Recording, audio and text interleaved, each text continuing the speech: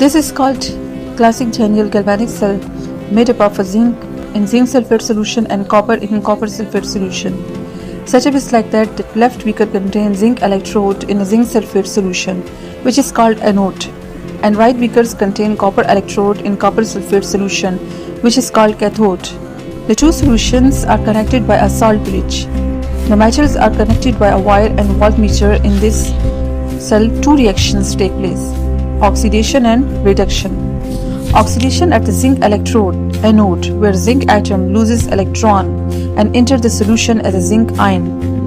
The zinc rod slowly dissolved. Zinc ion concentration in the zinc solution, sulfate solution, increases. As electrons are released, they travel through the external wire, zinc electrode, wire, and then copper electrode.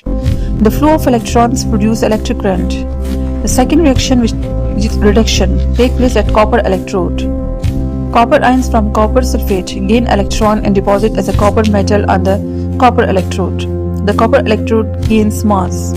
Copper concentration decreases. The role of the salt bridge is to complete the circuit and maintains electrical neutrality.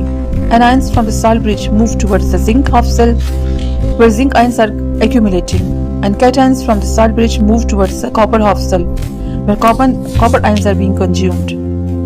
Without the salt bridge, charge would build up and the cell would stop working.